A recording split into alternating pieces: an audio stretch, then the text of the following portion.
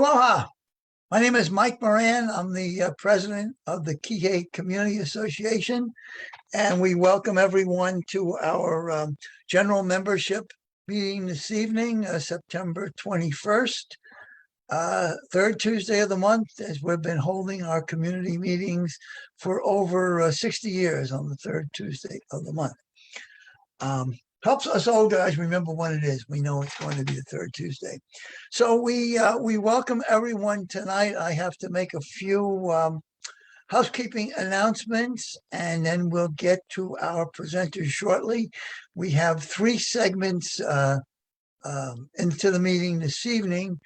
But first, we want to mention membership. KCA is a completely volunteer, unfunded membership organization.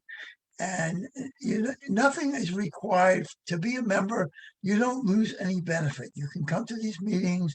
You can see our website, Facebook page. But as we always say, if there's no members, there's no association. And for the last maybe 12 to 15 months, our membership is down. So we kind of remind everyone, if you're not a member, please consider joining.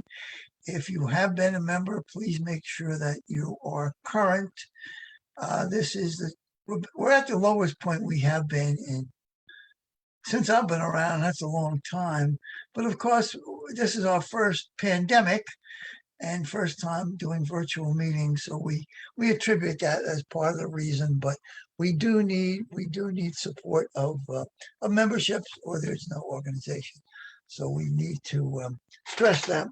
So we like to give mahalos to our board members, or all volunteer board members, our other volunteers who are not on the board but volunteer to help, and our members who make the organization what it is. The board answers to the membership, so that's the way the organization runs. We also remind you that in the days when we had our live meetings, we had a continuous food drive for the Maui Food Bank. And when people would come to the meeting, they would bring canned goods that we would collect. And of course, that is gone. So the need is greater than ever at the food bank. So we remind everyone to please remember those in need. Even before the pandemic, there were estimates that 10% of Maui's keiki and kupuna were often going to bed hungry on this island. So please support the Maui Food Bank so we can help those in need.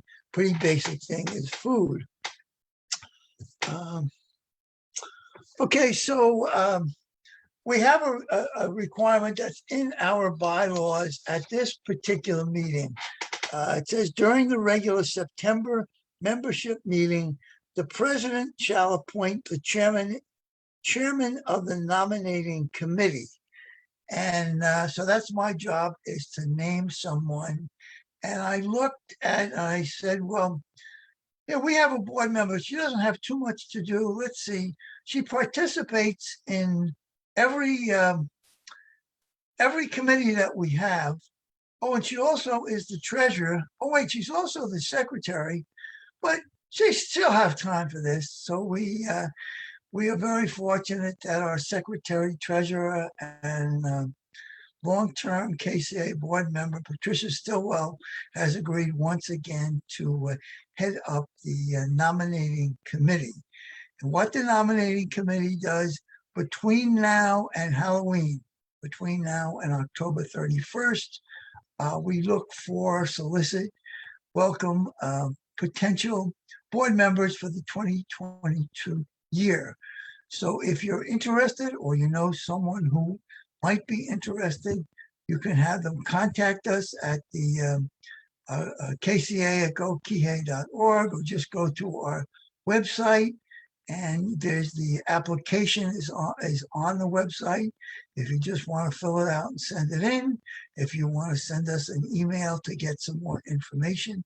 But we welcome new board members.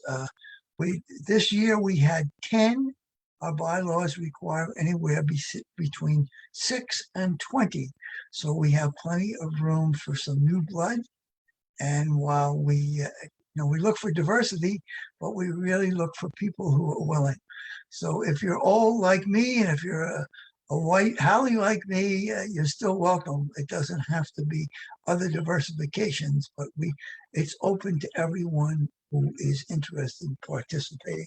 So I made the official announcement, and we'll follow our bylaws on that. So we'll proceed now with the meeting. And as I said, we're doing 3 segments tonight. And if you were looking at our website or Facebook page, you saw it, or if you saw the introduction. But again, remember, we're a volunteer group, so you can't fire us if mistakes are made. And I believe we moved Sarah from one department to another. I don't think she realized that she was in a different department this evening, but hiccups happen. And then other volunteers sometimes cause problems. Kai Nishiki, who was a volunteer on the West Maui CPAC, agreed to participate, but all at once she was not available the last several days. And we all know that she went to France beginning of this month, and we have a feeling she may have loved it so much that she didn't come back. So we were struggling to say, what are we going to do? You saw a picture on there, and we thought she was going to be there. But by good fortune, maybe good karma, but good Karen Comcovich, whose name is up here, was also on that CPAC. And she was so good that the planning department recruited her, said, well, you were doing this as a volunteer. How about a paying job doing this planning work? So we were most fortunate that she has agreed to step up and fill in on that segment. So we're going to start with the water, let me get the right term, Water Resources and Planning Division. We have, guys, I'm the oldest guy here, and I asked everybody to call me by my first name. So that's what I do, and just use first names. So Eva will start off, and then Sarah and Rob will compliment her when she's finished talking about the water conservation. Then in the middle, we have the new principal of the Kihei High School, which is under construction, Halle Maxwell. And then, as I mentioned, first, she will be coming up last, will be Karen, who's now with Maui Planning Department, but she'll be talking about her experience as a volunteer on the CPAC. Okay, so enough babbling by me. I was allotted 10 minutes, and I got it done in 8.5. So I will turn it over to Eva to do her presentation for water. Eva, take it away, please. Thank you, Mike. Thanks for having us. Yeah, I'm Eva Blumenstein, Planning Program Manager for the Water Department, and Sarah Reichert and Rob Robles will talk to you about what the department is doing to save water and where we would like to go and how that applies to South Maui. I'm going to share my screen.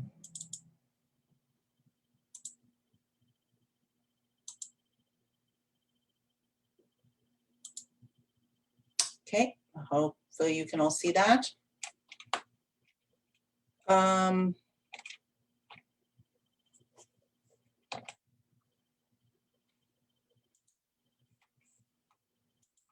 There we go.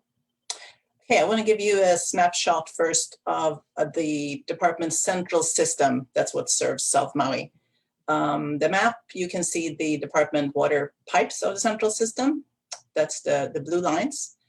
And this system serves North Shore from Waihee out to Paia Ku'au, and then it's conveyed through transmission pipes down to Ma'alaya and then all the way out to Makena.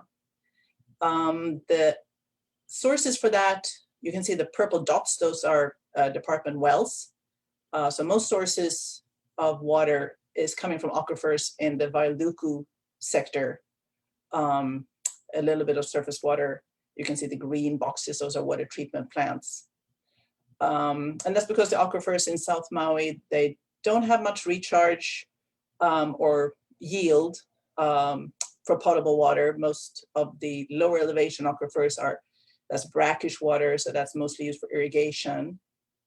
You can also see the community plan boundaries in red. And so the South Maui Community Plan district that overlies the aquifers in the central aquifer sector, right? It's a little bit on the other ones too, but most of that is central. The arrow there just shows you what I mentioned about most source being conveyed from outside the aquifer sector and from outside the South Maui Community Plan district.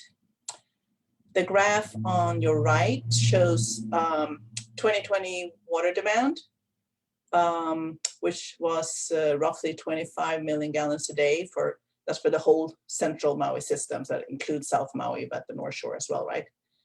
And as I said, most of that's met by groundwater, but about 0.7 million gallons a day is offset by conservation measures. So we project that demand on the system will increase to about 34 million gallons a day by year 2035 within a low to high range. And we do need to develop new source to meet that demand, but a good chunk can be met through more aggressive conservation measures. So that's what we wanted to talk to you about today.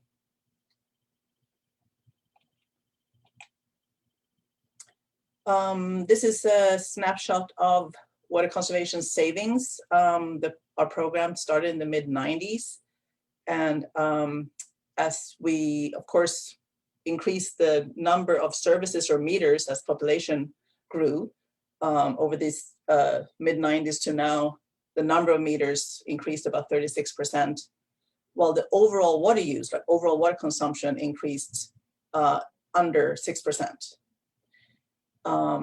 The red line there shows the annual consumption or annual water use per service or per meter, which decreased over the same time period with about 22%.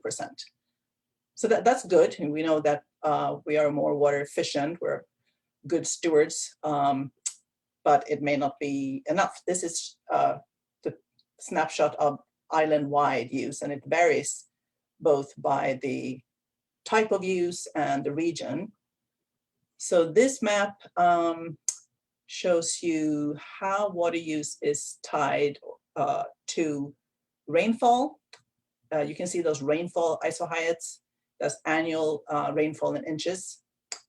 And then you see water use for single family residences. So this is not all classes, just looking at single family residential use by different sub-districts. So for example, you can tell Kahului, Kihei, Makena they are within the proximate same rainfall isohyet, but they demand varies significantly. So it's not demand. We know that, of course, based on rainfall or the lack of rainfall, you have more or less outdoor water use, irrigation, right? And we know that varies seasonally. If we have normal wet winters and dry summers. So there's monthly water use can fluctuate about 35%. That's pretty consistent if you look at that over 5 years.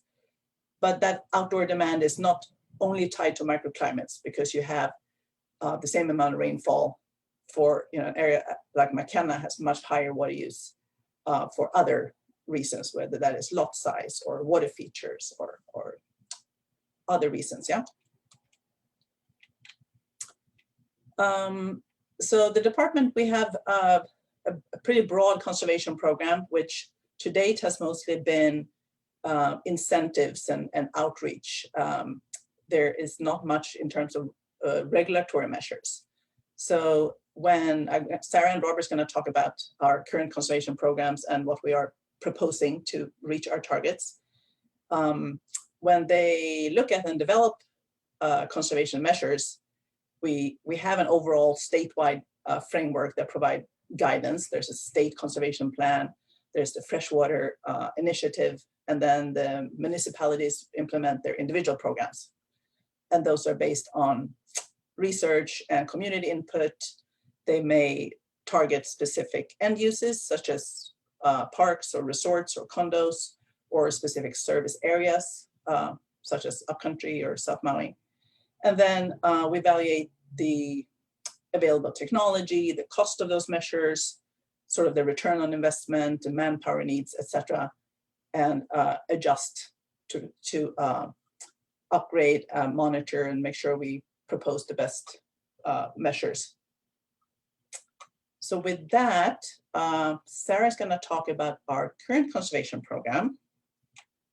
I will stop sharing my screen.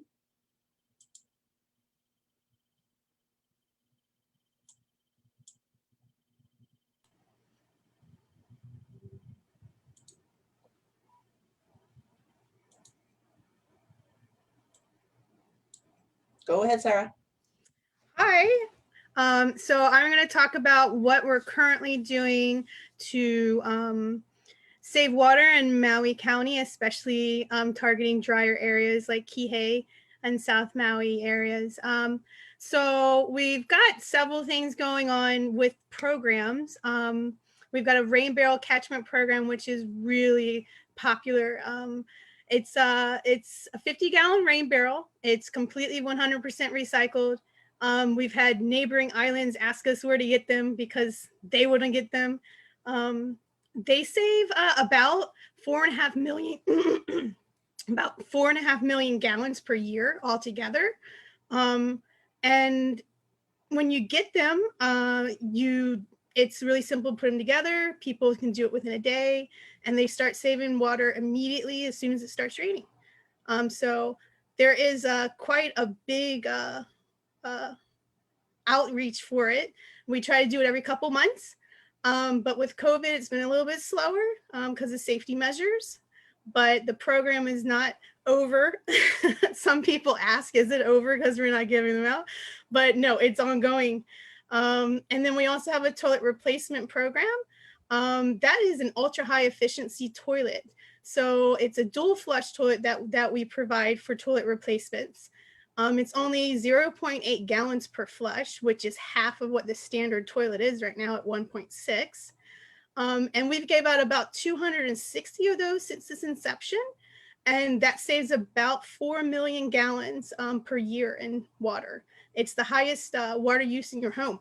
So we really want to target that program. If you have a toilet over 3.5 gallons per flush, get in touch with me. I'll try to get you a toilet as soon as I can. Let me see. We also have our low flow fixtures. This one is a big one. We've gave out over 18,000 of them between our fiscal years of 17 to 19 alone. So it's about 13,000 gallons a month, per day in savings. And just between FY 17 and 19, we've saved over 50 million gallons per year. So the little fixtures around your home, they add up to big savings. So I try to get anybody and everybody I know to replace their fixtures, whether it's a kitchen or bathroom aerator, even adding a toilet tank bag that we offer, which will cut your toilet flush by 0.8 gallons per flush. So that will make it an efficient toilet if it's a standard 1.6. And I push the hose nozzles on everybody. They're our biggest seller. Well, not seller, but our biggest giveawayer. That's only a 2.4 gallon per minute hose nozzle. So that's most efficient one you can get out there. If you need a hose nozzle, get in touch with me. You can come pick one up at the office. And we also have on our website other fixtures that we give away.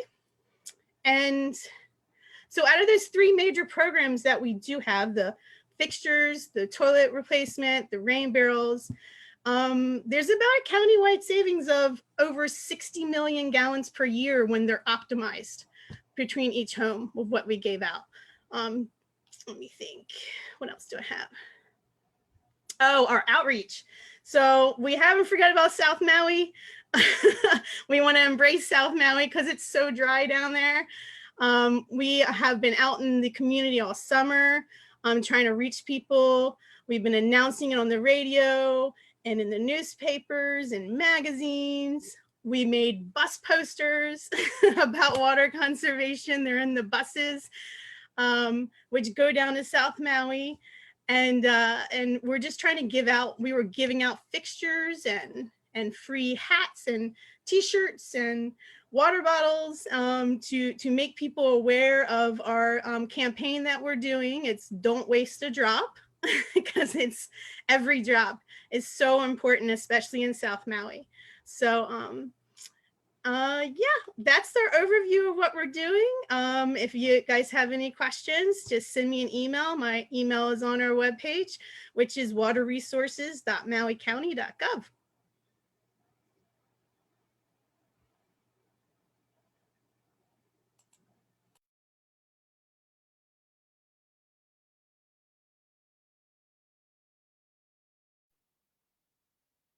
Well, I guess that's my cue.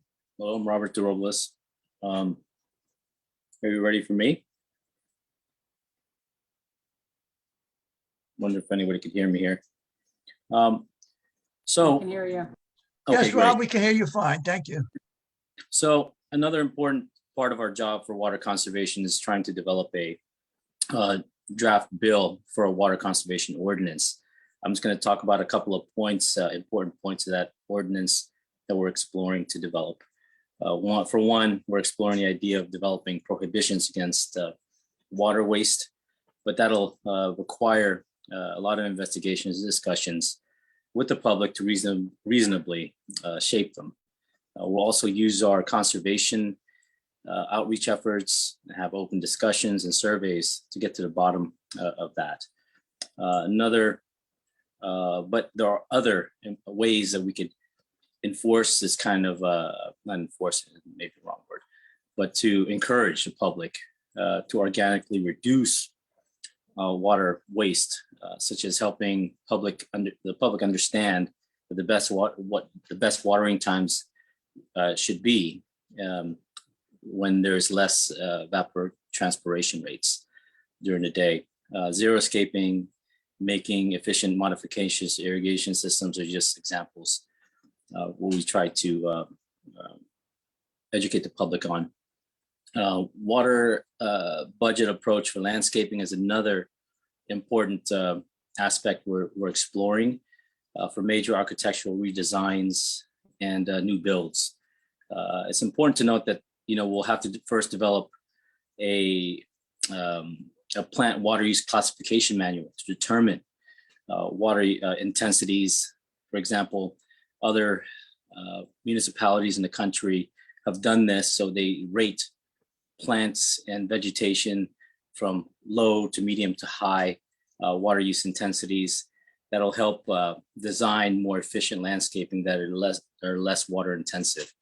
And it should help our island builders understand not just the importance of native plants and vegetation, but about the water demand of all plants if homeowners and businesses choose them. But there are also 10 microclimates that we have on this island, pretty much have most of them right. So we thought that this was an important aspect to explore.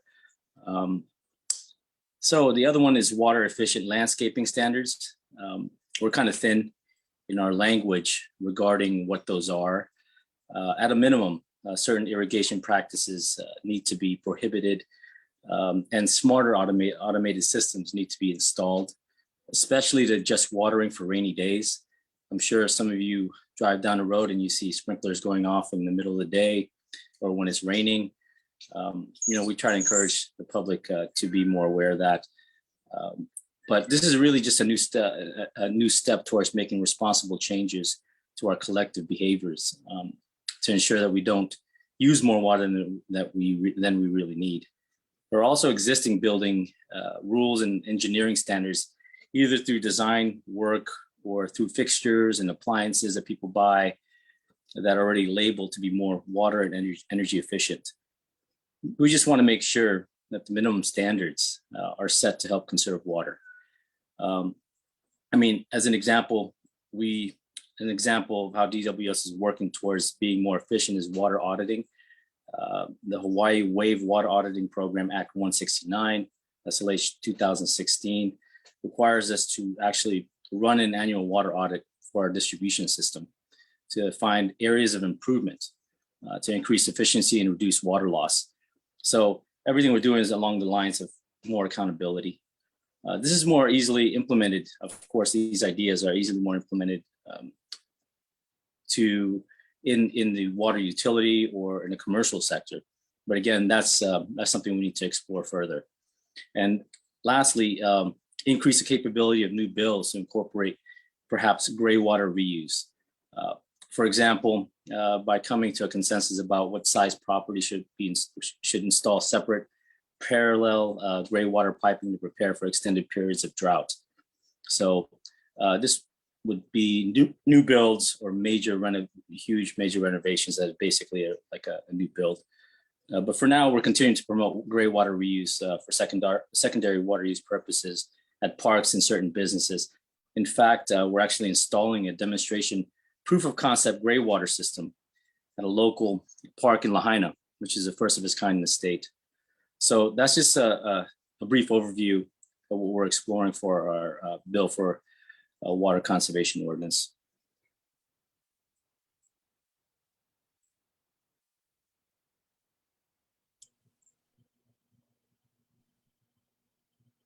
I saw there was a question in the chat. I can respond. Yes, please, Eva. The question is, are there specific water conservation measures directed towards the resorts? Which of course is very relevant to South Maui. Yes, what the best approach for water efficient design for resorts is really when what we apply is in the discretionary permit process, when a new resort or a renovation or rehabilitation or anything comes up through any kind of discretionary permits. It could be a SMA permit or anything like that that comes in front of the Planning Commission or County Council. Our division will comment with requests, with specific water conservation requests, and we ask that those are imposed as conditions on that particular permit, because we don't have a conservation ordinance in place yet. So that is sort of one way to target measures to that specific resort, whatever it may be, pool covers or water features or recycled water or whatnot. And based on the specific information for that resort or that unit, it could be for a condo unit or any other commercial development, and kind of try to target the water conservation measures through conditions of a discretionary permit. So other than that, I mean, there's of course the outreach that is geared to us, the general public, that includes visitors and whatnot. But to get to specific water savings for a development or a resort, that's a good process for doing that.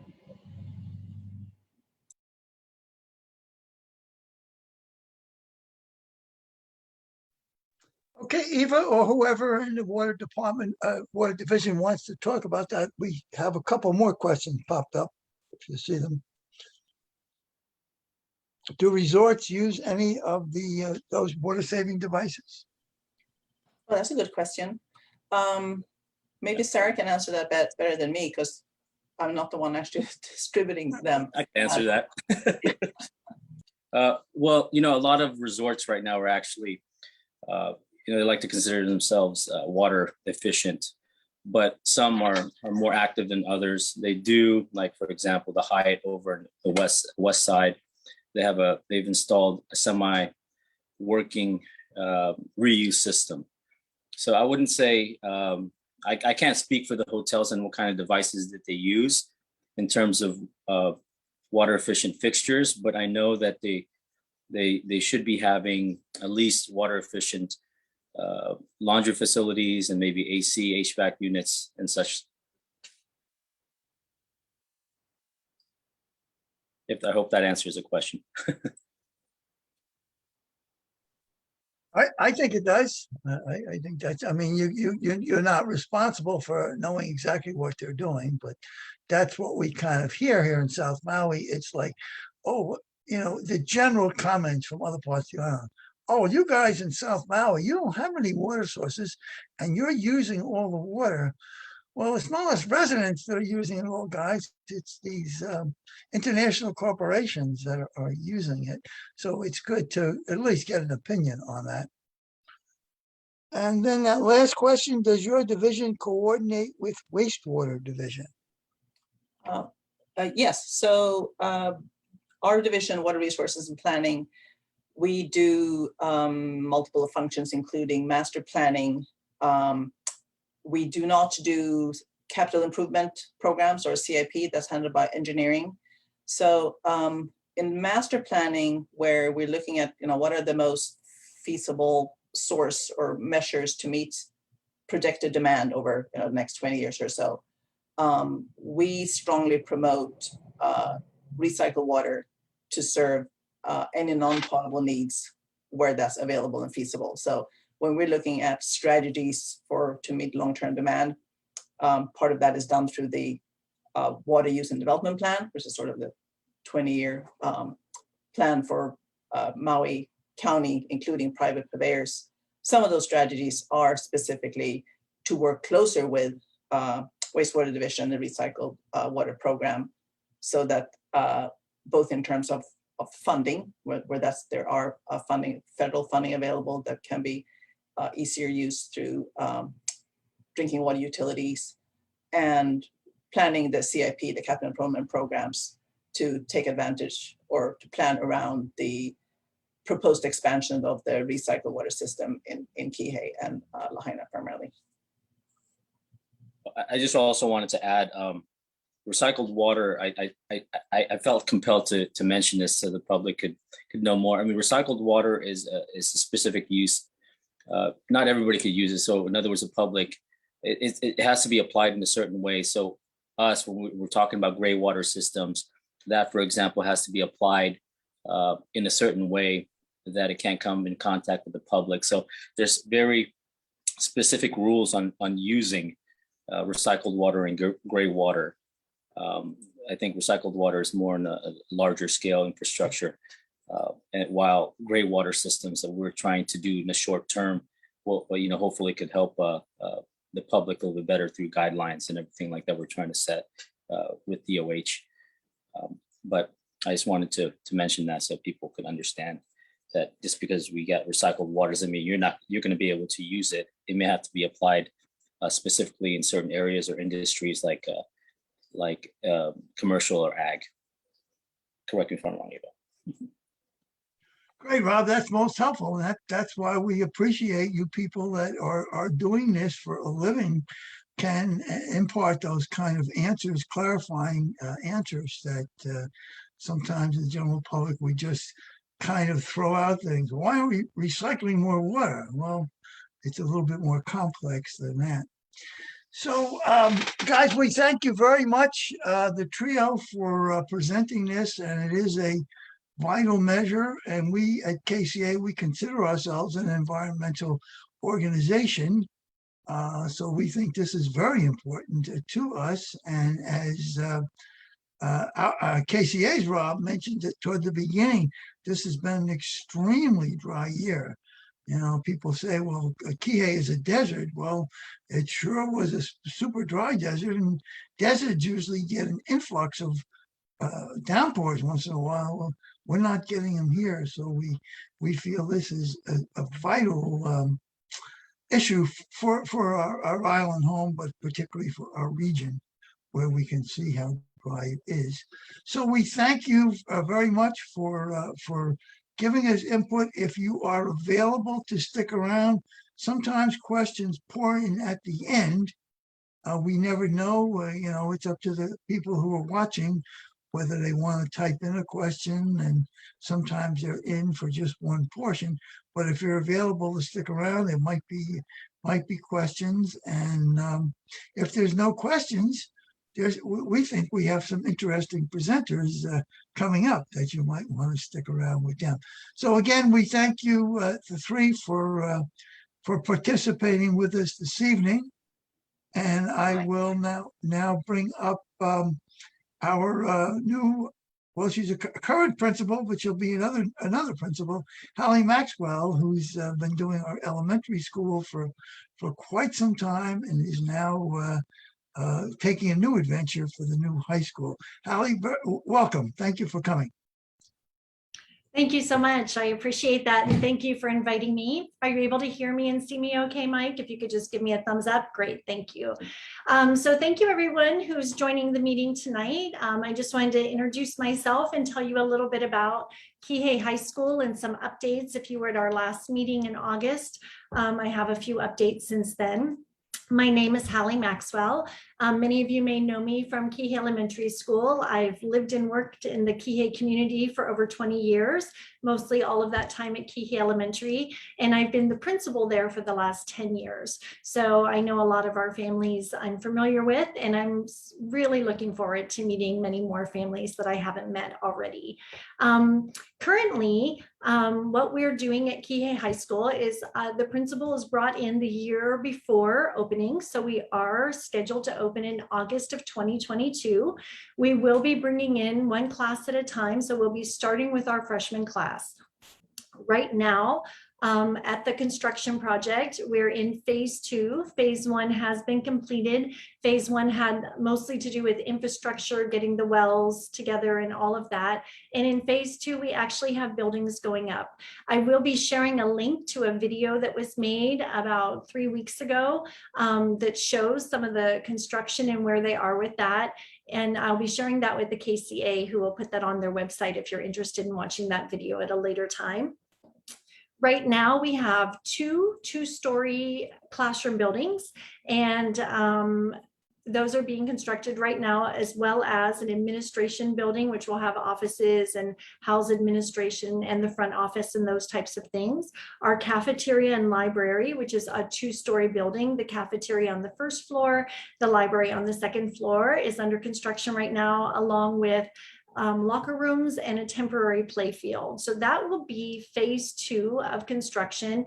And when that is ready, that's when we will open, which will be August. And that's where the students will mostly be throughout the school year, next school year, while the following phase is being completed, which will include most of our athletic facilities, along with additional classroom buildings and the buildings where we would house special programs like fine arts, music, culinary, industrial arts, things like that. So that's where we are with construction, and it's very exciting to watch it grow and to see so much happening. We just recently, I think last week, went up and did some drone footage. So we will be making updated videos through the months so that you can see along with us what the construction looks like. So that's the technical part of the high school, getting ready. The behind the scenes work is also very exciting. I have an office. Lokilani has been gracious enough to have an office there for me. So the Kihei High School office is at Lokilani Intermediate right now. But what it does is it gives me access to work with the students and teachers who are in 8th grade right now. So they will be our first freshman class, which is very exciting. And we've already started talking to them. A big part of how we're developing Kihei High School is through something called Student Voice. And what Student Voice is really just allowing the students who will be in that high school to have a say or a voice in how it's developed and what the programs look like, what the instruction looks like. They'll be making and informing our decisions around everything, including the name, the mascot, the colors, all the way down to the bell schedule and how they engage in their own instruction. So, so that's been very exciting. We just started what we call student focus groups recently, and it's been really great to hear 8th graders talk about their educational experience. They are actually experts in their own education, and they've, throughout all these many years, have learned the things that work for them as students, how they learn best, what motivates them. They have already started thinking about what they aspire to do when they're older, and it's our job to sort of help make that come true for them and help them achieve the goals that they set for themselves. So it's been really exciting. We're at the very beginning of that, but looking forward to continuing that project on. And some recent information that's come out that we didn't have before is our projected enrollment for next school year. I know that throughout, I think in my first video and what we've known from what's been published previously, what the projections were, it was between 300 and 400 students they were thinking would start in that very first year. But right now our projected enrollment is only about 180 students. And they take into account the current 8th graders at Lokelani, and then there are also 8th graders in the 96753 zip code that attend other schools, and they add that into the numbers because their home school will be Kihei High School. So, so with all of that put together, it was just released last week. 180 students, give or take, will be our approximate enrollment for the first year.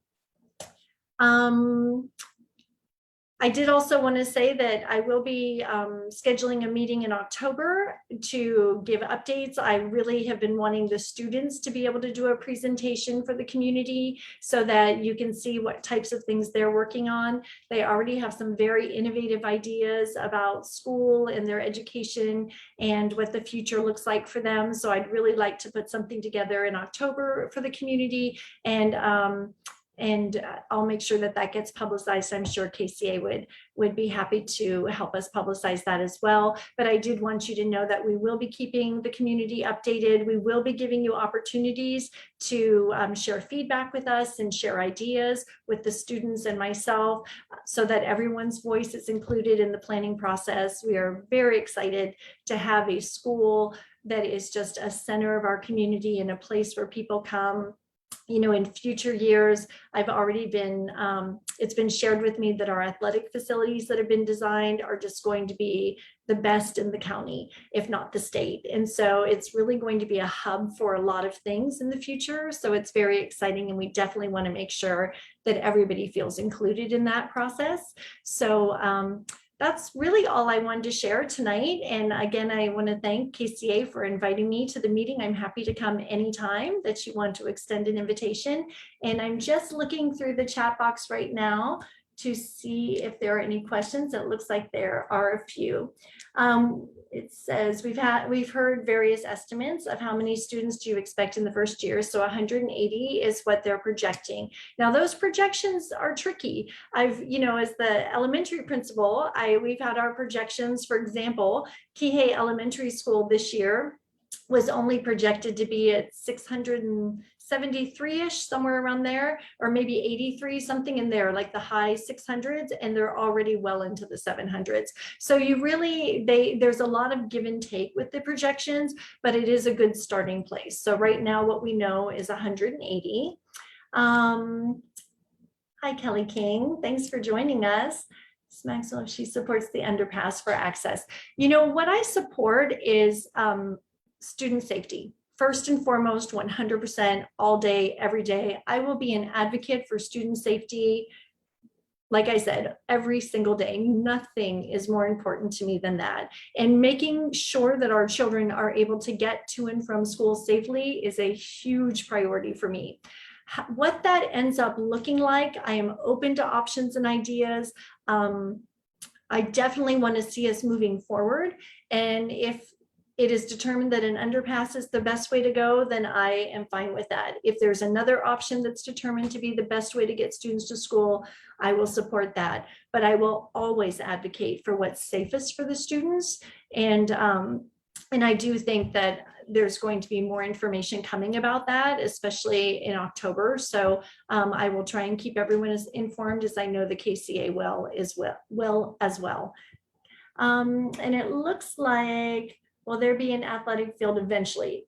Yes, there's going to be amazing athletic facilities. So our football stadium that's being planned and our track and field are supposed to be the best. And I've already had someone come to me who's involved in track and field and just say that because of the way the facilities are being built and what's being planned, that this Kihei High School will be where all of the big meets and invitational meets take place.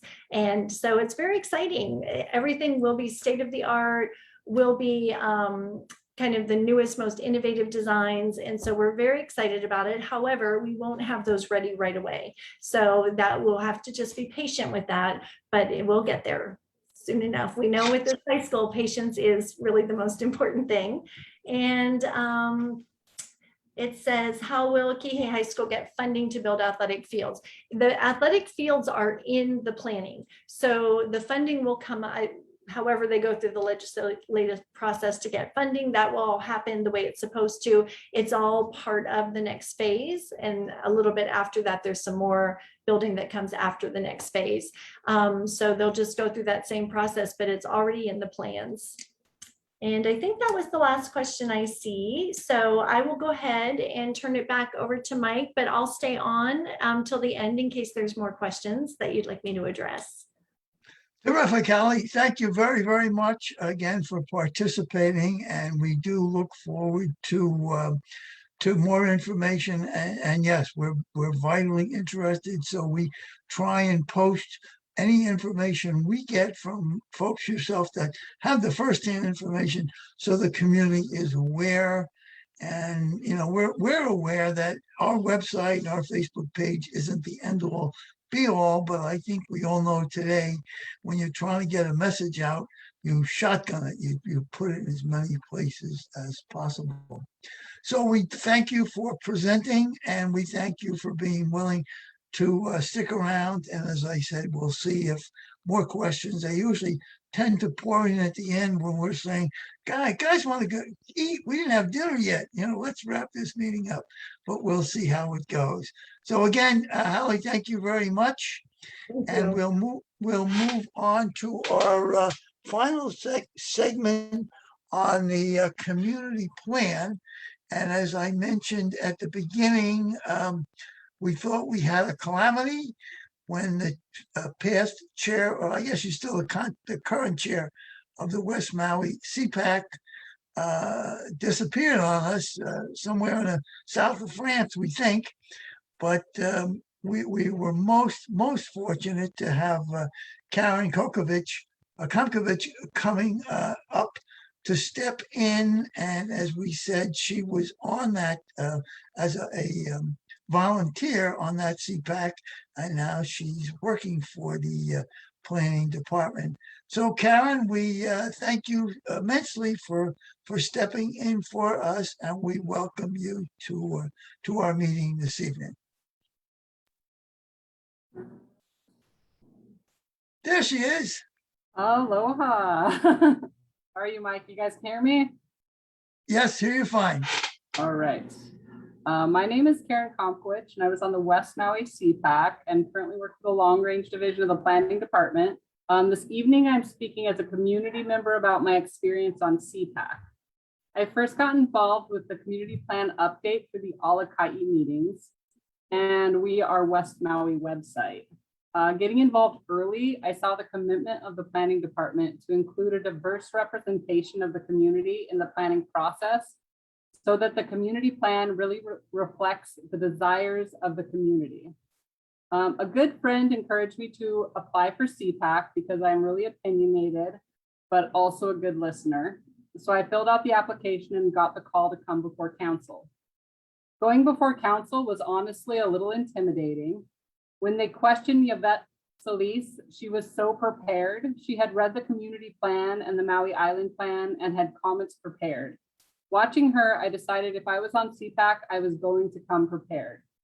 I did get nominated partly because of my involvement as an Alakai. I started reading the technical papers on the We Are South Maui website. These are called the resource papers. They are excellent resources to understand different issues in your community. I also used the facts provided to argue my position on policies and action items as a CPAC member. These were one of my greatest tools. I looked at being on CPAC as an opportunity to represent my community and would ask for ideas or input whenever it was appropriate. I was taking Olelo Hawaii, and before class, I would ask my classmates their opinions on development, tourism, and the ocean. I am friends with farmers and conservationists. So while watching sunset, I would ask for their input. This allowed me to feel like I was speaking from an educated, community-oriented perspective. The makeup of the CPAC was split between conservationists and pro-development members. So many policy and action items were debated heatedly. but we were able to create a plan that represents the diverse needs and desires of the West Maui community. Participating early and throughout the process, I saw how dedicated the long range division is into making the process as transparent and inclusive of as many residents as possible. The community outreach activities are designed to get quality feedback so that we can write draft policies and action items and create maps that represent the community values to present to CPAC. I'm going to ask you to please participate in our activity on the Get Involved tab of the We Are South Maui website and sign up for the email list to be the first to know when to apply for CPAC. Thanks for listening, and I would be happy to answer any questions.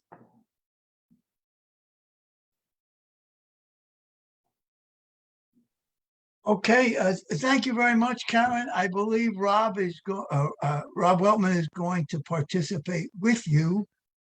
He has done some urgent preparation when we didn't know anybody was going to be here, and you were. So we're going to have him share with you. Rob, go ahead, please. Hi, my name is Rob Weltman, and I'm on the board of the Kihei Community Association. And I've also been following the community plan process pretty closely. So I wanted to add a few things here that I've been noticing and thinking about. First, I want to share a little bit about the timeline here. Let's see. Here we go. So the plan we have in place for South Maui is called the Kihei Makena Community Plan, and it goes back to 1998. So that's pretty darn old. It's like 23 years old. A lot has changed in that time. So clearly we need a new community plan.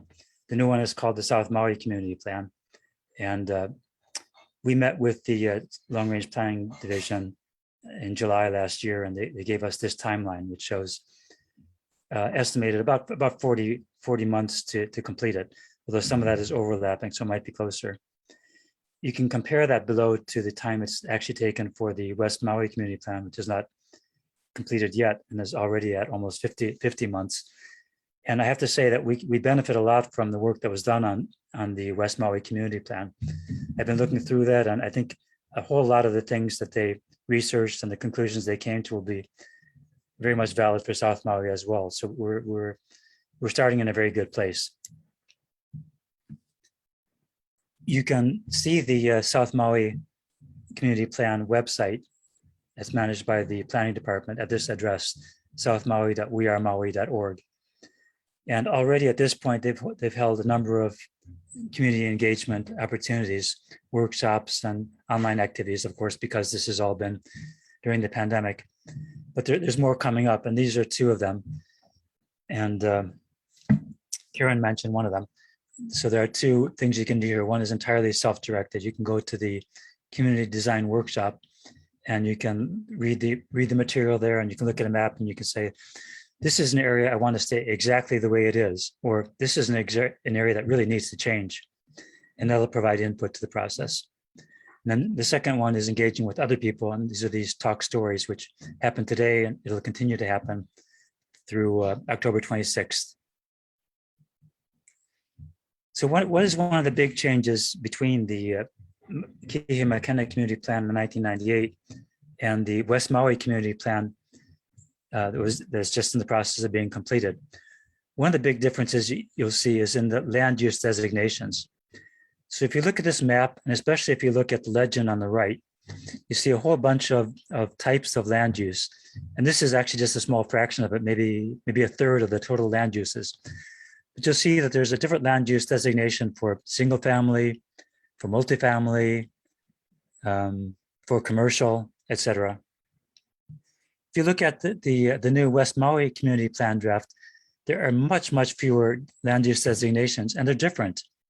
Instead of having different designations for type of housing, for example, you have a residential designation as well as a rural residential, and there's no commercial designation either.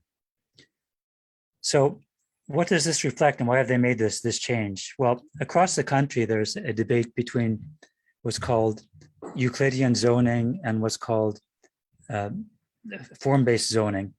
And that's reflected in the revision of Title 19, the zoning guidelines for Maui County, which has been in the process for several years, but is not completed yet.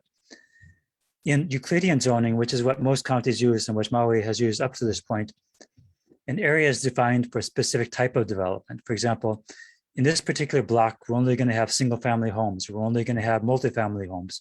Or we're only going to have stores.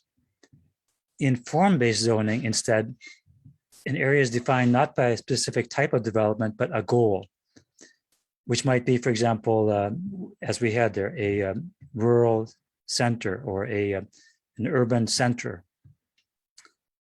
So it's not clear cut as to which one is the full-time winner of all aspects of where we should go with this. But I just wanted to name a couple of these things to think about as we go forward with the community plan. Euclidean zoning, where you say exactly what should be in each zone, makes it very clear what should be there. In other words, if it says single-family homes, well, that's it, single-family homes. And if someone wants to put a multifamily dwelling there, then they have to go in front of the county and ask for a zoning change and the community plan designation change. And that means that the community has an opportunity for testimony. The disadvantage of Euclidean zoning is that it tends to lead to segregated housing. So you have more upscale housing here, and you have middle scale housing there, and low scale housing there. And people don't mix, they don't mingle. You don't have this diversity that we're really looking for. And another really big thing is it doesn't allow for mixed uses, which is a really good thing, like being able to have small shops in your area so you can pick up things and shop and not have to take your car to go other places. And another potential disadvantage of traditional Euclidean zoning is that every time you want to make a little change like this, it often takes a lot of time and money. So it might add to the process. So form-based zoning, the new thing, which is kind of reflected in the new community plan for West Maui, has some advantages. So you could have diverse areas which are very pleasant to live in because you can just walk down the block and do your grocery shopping, and you can get to other places without even getting in your car. And you may be able to more quickly put up new developments because they're already included in the zoning for that area or the community plan designation for that area. You don't need to go through a zoning change and the community plan land use designation change. The disadvantages are that it's not entirely clear what's allowed within a particular area.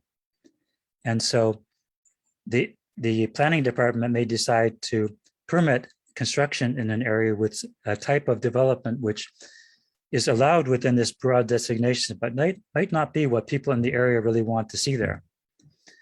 And finally, it's not entirely clear who makes the call as to whether this is an allowed type of construction within this area or whether it's not. So those are some things which I think are very important changes in the West Maui Community Plan compared to the community plans we've had in the past.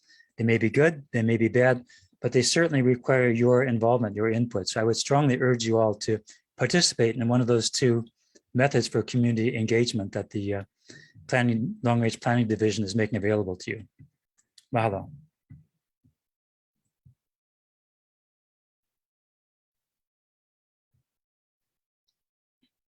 Thank you, Rob. Well,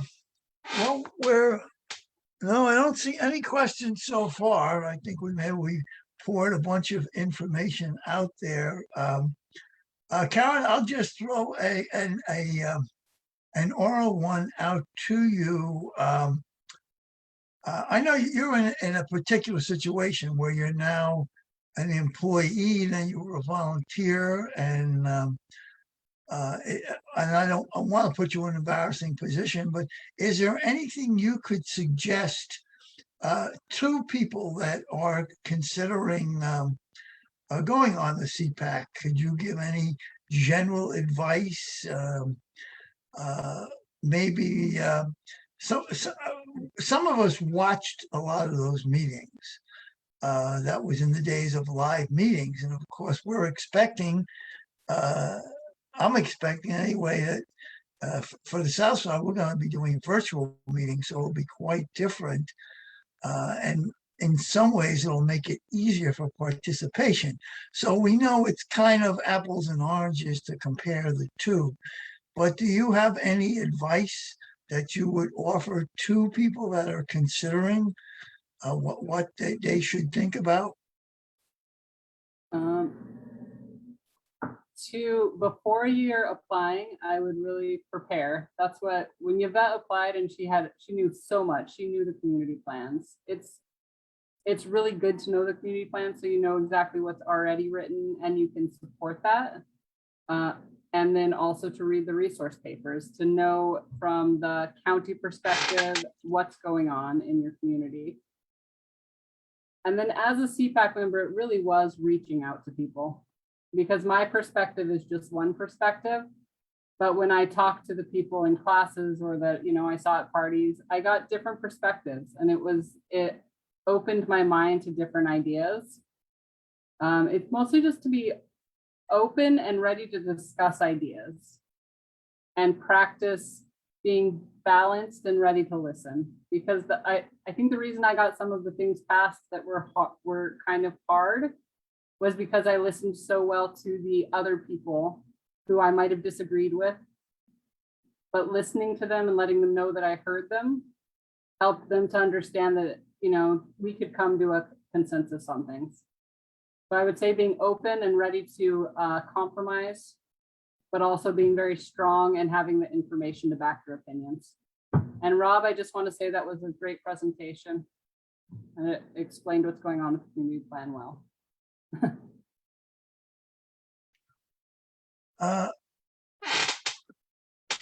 Okay, we do have a question in there, but that's not really addressed to you. That, as you can see, the question from Kelly King. And in our community, we do have confusion, and we do have two different entities that are coming up kind of at the same time. And we've been addressing the CPAC, which is for the community plan.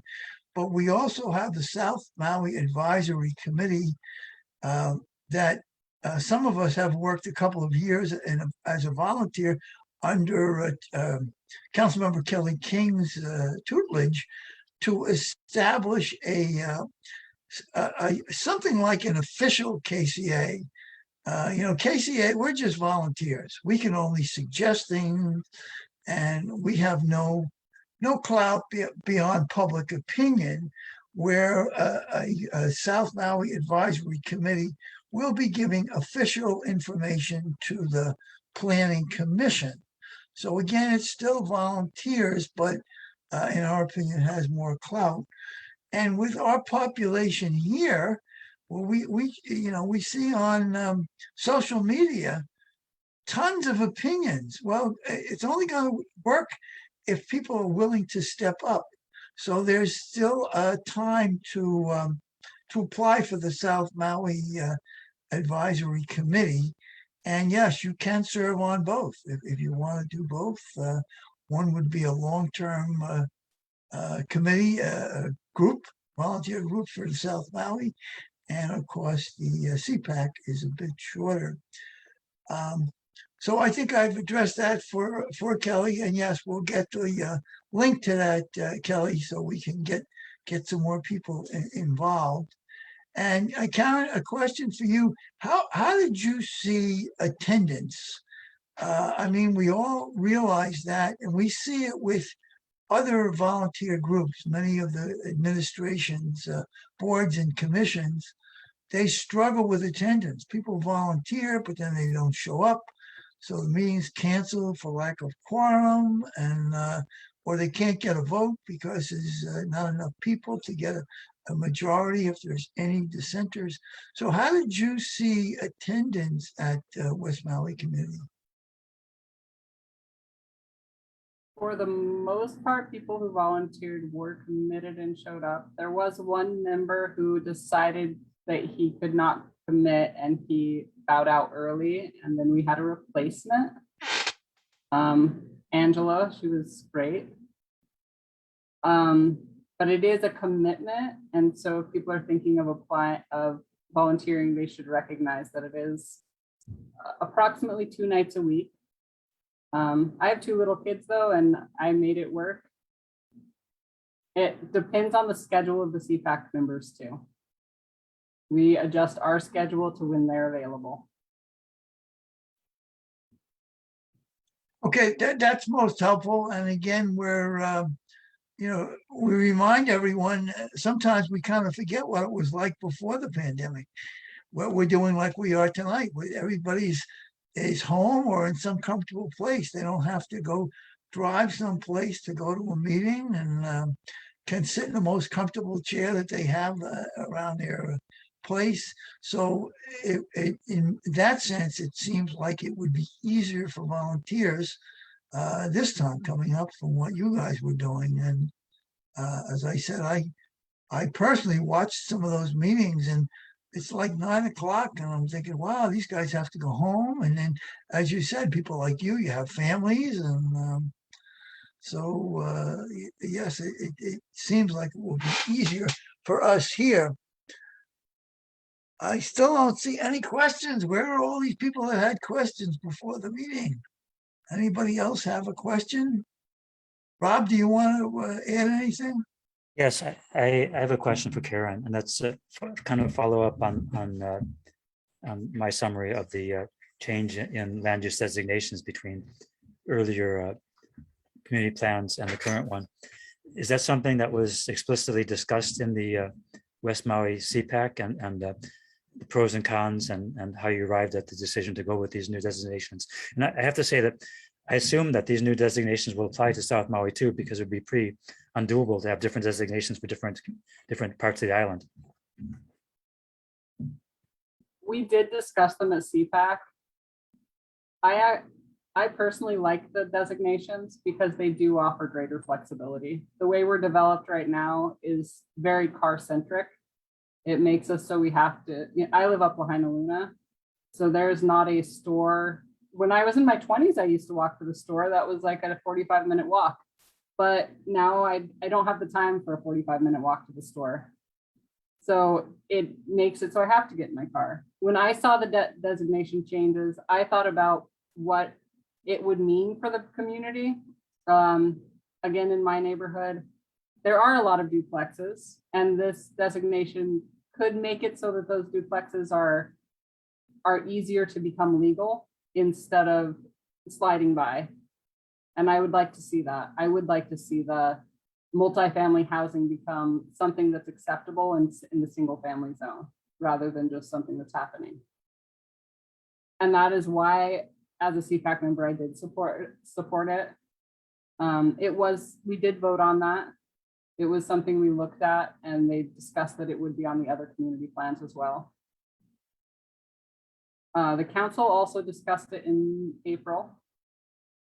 But those concerns you brought up with it were things that I considered, that who is going to have the final say in what can be developed. But they're also a little more specific. For example, industrial is very much just industrial. And then the economic area, the area for community, for economic growth is like you can have both business and housing, but it's not like you can have a house with a business. There is some separation in the uses, but it's not as definitive as Euclidean zoning was. Does that answer your question? Yes, thank you. Those are definitely the strong points with the form-based zoning. And I also looked at, I didn't present it, but I also looked at the types of usage for the most common, or the most applicable to South Maui ones, which are residential, neighborhood center, small town center, and urban center. And the goal is clear, and the goal is a very good one, to be able to have integrated all these things, parks and schools and shopping and living for different different income levels, different types of people too, different preferences in one area. So that's very good. We just need to be sure that doesn't allow developers to sneak through things that we really wouldn't want in our neighborhood. Yeah, that's a very valid concern.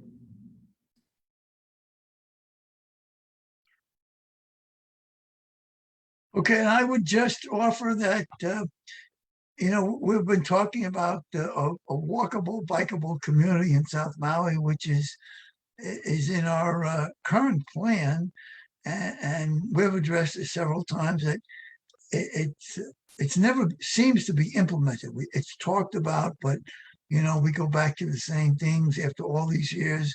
No contiguous sidewalk on South Kihei Road, and no safe, very little safe bicycling. But that too can be an advantage when you have mixed use. That just as you said, Karen, sometimes you don't have to jump in the car. Yes, I think if we're in South Maui, if you're going to make the run to Costco, well, yes, you're probably going to stock up, so you're going to take the car in. But if you're staying in South Maui and you just want to do some recreational stuff, you want to just go to the library or the park or the bank or something, well, yes, if it's all within reach, then we can have less cars with all the benefits. Everybody riding a bicycle or walking is good for our health. It's good for not jamming up the roads. It's good for the cleaner air. So there's a lot of positives. But as Rob said, we have to watch that not all developers are evil, but there certainly are developers that have taken advantage when they can. And those are the ones that we have to be vigilant about to make sure they're not taking advantage of what the community wants. So again, I see no questions. I don't know where our audience is. I hope they didn't duck out early and ask questions tomorrow. But the entities that were on this evening all did say that you can go to the website, ask questions, and particularly Karen, your department has made it so user efficient, all these different ways to participate. Okay, we're just kind of open on questions now. So Halle, if you could, there was one question that popped up at the end after I switched you off, and it says, will there be a swim facility at the high school? Thank you. There is not a swim facility in the plans right now. It doesn't preclude us from having a swim team and being a part of all of that and, winning the MIL championship in swimming. However, we will not have our own swim facilities at the school. Luckily, we have such an amazing aquatic center in Kihei, so we'll definitely be taking advantage of that. Well, we hear that positive comment when you win. You're already, school is not even open yet, and we're going to start winning right away. So good for you. That's right. Thank you. Okay, if anybody else has a question, this is the time to let us know. You've heard me asking questions, and I'm sure everybody's tired of my voice. So this is your opportunity. This is a community meeting. But we're not going to hold everyone if there's no questions. So we'll give it another minute or so. I will just, while we're waiting, I'll remind you when I started out saying that we're a membership organization. If we don't have members, we're not going to have an organization. So we have had people tell us that, well, why should I join? I get all the benefits without joining. Well, that's the reason why. If there's no, and many community associations on this island over the years have dried up because of lack of participation. There's not near as many as there were. So we're going to fight tooth and nail to not let that happen here. But okay, I don't see any more questions. Rob, thank you for putting up that that information. But if there's no more questions and no more comments or concerns, we'll close out a bit early this evening. And we used to say get home safe, but I think most of us are home safely now.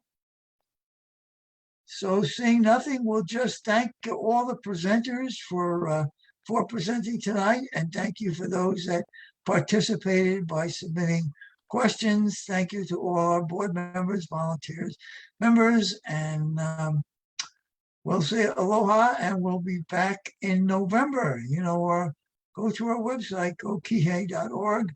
We already have a feeling for part of that November meeting, but if you have something to suggest, just let us know via the website. So with that, we'll close out and we wish everyone mahalo and aloha. Hui ho.